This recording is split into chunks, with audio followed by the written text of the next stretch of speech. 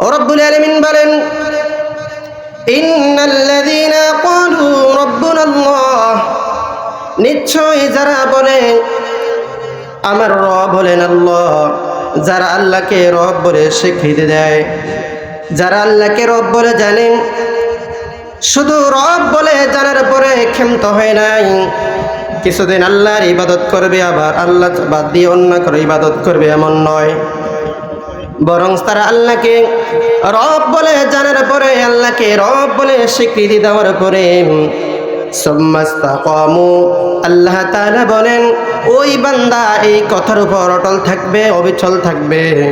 এই কথা বলার পরে এই কথা থেকে দূরে সরে যাবে না। আল্লাহকে রব জানার পরে, আল্লাহকে রব বলে স্বীকৃতি দেওয়ার পরে এই কথা থেকে কখনো দূরে সরে যাবে না। এই কথার উপরে সে ইস্তেকামত থাকবে, অবিচল থাকবে, রবের কথা অনুযায়ী জীবন পরিচালনা করবে। রব যা করতে বলেছেন বান্দা তাই করবে, রব যা ছাড়তে বলেছেন বান্দা তা ছেড়ে দিবে। যদি এমনটা হয়, এই বান্দা যখন জীবন পরিচালনার ক্ষেত্রে আল্লাহকে রব বলে মেনে নিয়েছে, রবের কথা অনুযায়ী জীবন পরিচালনা করেছে, এক পর্যায়ে যখন বান্দা মৃত্যুর সম্মুখীন হয়ে যাবে, বান্দা যখন মৃত্যুর শয্যায় শুয়ে যাবে, বিছানার মধ্যে যখন পড়ে যাবে, মৃত্যুর সময় যখন বান্দারে ঘনিয়ে আসবে, আল্লাহ রাব্বুল আলামিন বলেন সুম্মাস্তাকামু, বান্দা এক ইস্তেকামত থাকার পরে মৃত্যুর শয্যায় যখন চলে যাবে, তাতানাজ্জালু আলাইহিমুল মালাইকাতু আল্লা তাখাফু ওয়ালা তাহজানু ওয়া আবশিরু বিল জান্নাতিল্লাতী কুনতুম তুআদুন। রব্বুল আলামিন বলেন, আমার বান্দা যখন আমি আল্লাহকে রব বলে জানবে, আমি রবের কথা অনুযায়ী সে জীবন পরিচালনা করবে, এক পর্যায়ে যখন বান্দা মৃত্যুর সম্মুখীন হয়ে যাবে, আমি আল্লাহ তাআলা, আমি আল্লাহর পক্ষ থেকে, আমি আল্লাহর পক্ষ থেকে রহমতের ফেরেশতা নাজিল করে বান্দাকে এমন ভাবে সহযোগিতা করব, বান্দা যেন বেঈমান হয়ে মৃত্যুবরণ করা না লাগে। তাতানাজ্জালু আলাইহিমুল মালাইকা, আমি আল্লাহ তাআলা, আমি আল্লাহর পক্ষ থেকে রহমতের ফেরেশতা নাজিল করে বান্দাকে সাহায্য করবে। বান্দা ফেরেশতারা এসে বান্দাকে সান্ত্বনা দিতে থাকবে। তাতানাজ্জালু আলাইহিমুল মালাইকাতু আল্লা তাখাফু ওয়ালা তাহজানু ওয়া আবশিরু বিল জান্নাহ। রব্বুল আলামিন বলেন, ফেরেশতারা মালাকুল মাউত যখন এসে যাবে বান্দার রূহ কবজ করার জন্য, বান্দার রূহ কবজ করার জন্য যখন একদিকে মালাকুল মাউত এসে দাঁড়িয়ে যাবে, অন্যদিকে ইবলিস শয়তান এসে বান্দাকে ধোঁকা দেওয়ার জন্য প্রস্তুত হয়ে যাবে। রব্বুল আলামিন বলেন, ওই সময় বান্দা এমন একটা মুহূর্ত পড়ে যাবে, এমন একটা বিপদের সময় পড়ে যাবে, ওই বান্দা তখন এমন একটা পেরেশানির মধ্যে পড়ে যাবে। আল্লাহ রাব্বুল আলামিন বলেন, আমার বান্দা আমাকে সারা জীবন রব বলে ঘোষণা দিল, আমি রবের কথা অনুযায়ী জীবন পরিচালনা করেছে। এই বান্দা যখন মৃত্যুর সময় ঘনিয়ে আসবে, ওই বান্দাকে ধোঁকা দেওয়ার জন্য ইবলিস শয়তান প্রচণ্ডভাবে চেষ্টা চালাতে থাকবে। নাউজুবিল্লাহ। আমার ভাইরা, আল্লাহ তাআলা বলেন, তাতানাজ্জালু আলাইহিমুল মালাইকা, আমি আমার বান্দাকে রহমতের ফেরেশতা নাজিল করে সহযোগিতা করব। কেন সহযোগিতা করবেন আল্লাহ তাআলা? আল্লাহ তাআলা এই জন্য সহযোগিতা করবেন যে দুনিয়াতে বান্দা আমি আল্লাহকে রব বলে জেনেছে, আমি রবের কথা অনুযায়ী সে চলাফেরা করেছে, এখন সে এমন একটা মুহূর্তে এসে দাঁড়িয়েছে। রাসূল সাল্লাল্লাহু আলাইহি ওয়াসাল্লাম বলেন, মৃত্যুর সময়টা এমন একটা কঠিন মুহূর্ত যে এই সময় ইবলিস শয়তান বান্দাকে এমনভাবে প্রবঞ্চনা দিতে থাকে, এমনভাবে ধোঁকা দেওয়ার জন্য চেষ্টা করতে থাকে। ইবলিস শয়তান সারা জীবন মানুষের পেছনে চেষ্টা করে যায় ধোঁকা দেওয়ার জন্য, তাকে ঈমান থেকে বিচ্যুত করার জন্য। কিন্তু যতটুকু চেষ্টা করার পরে যতটুকু সফল না হয়, মৃত্যুর সময় ওই ইবলিস শয়তান বান্দার মাথার কাছে এসে দাঁড়িয়ে যায় আর বারবার তাকে ধোঁকা দেওয়ার জন্য চেষ্টা করে। কারণ এই শেষ মুহূর্তে যদি বান্দাকে ঈমান থেকে বিচ্যুত করা যায়, ঈমান থেকে দূরে সরানো যায়, তাহলে সে বেঈমান হয়ে মারা যাবে। আর বেঈমান হয়ে মারা গেলে বান্দার পেছনে সারা জীবন ইবলিস যতটুকু চেষ্টা করে ব্যর্থ হয়েছে, যতটুকু সফল হয়েছে, এই মুহূর্তে যদি সফল হতে পারে, ইবলিসের সারা জীবনের চেষ্টা সফল হয়ে গেল। নাউজুবিল্লাহ। ইবলিস শয়তান মৃত্যুর সময় এমন একটা প্রচেষ্টা চালাবে যে সারা জীবন আপনার আমার পিছনে চেষ্টা করে সে যতটুকু লাভবান হয় নাই, মৃত্যুর সময় যদি এসে বান্দাকে একটু চেষ্টা করার মাধ্যমে যদি ঈমান থেকে বিচ্যুত করা যায়, সে যদি বেঈমান হয়ে মারা যায়, তাহলে ইবলিস শয়তানের সারা জীবনের চেষ্টা সে সফল হয়ে যাবে।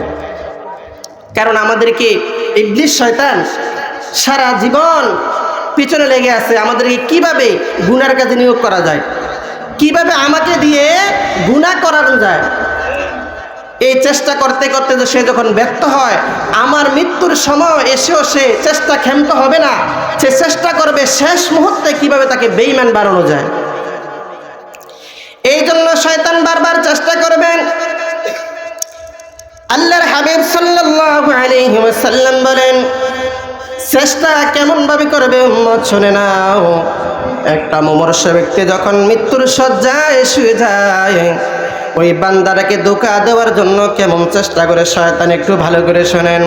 আল্লাহর হাবিব সাল্লাল্লাহু আলাইহি ওয়াসাল্লাম বলেন, মৃত্যুর শয্যায় যখন মুমূর্ষ ব্যক্তি শুয়ে যায়, একদিকে মালাকুল মাউত আজরাইল আলাইহিস সালাতু ওয়াস সালাম এসে দাঁড়িয়ে যায় রূহ হরণ করার জন্য, অন্যদিকে ইবলিস শয়তান এসে যায়, এসে বারবার তাকে ধোঁকা দিতে চেষ্টা করে, বারবার তাকে প্রবঞ্চনা দেওয়ার চেষ্টা করে।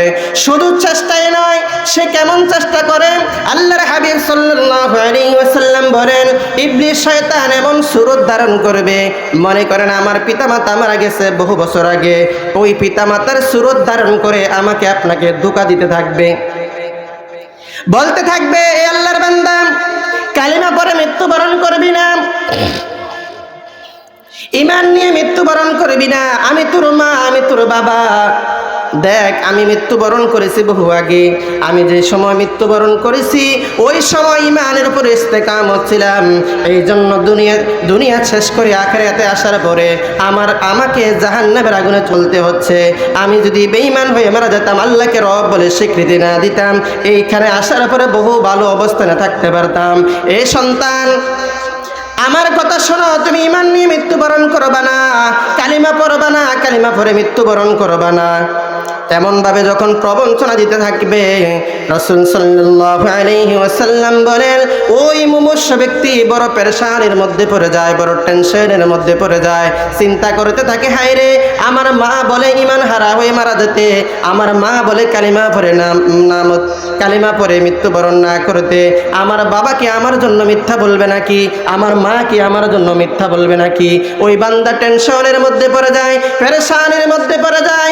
আল্লাহ রাব্বুল আলামিন বলেন, তাতানাজ্জালু আলাইহিমুল মালাইকাতু আল্লা তাখাফু ওয়া লা তাহজানু ওয়া আবশিরু বিল জান্নাহ।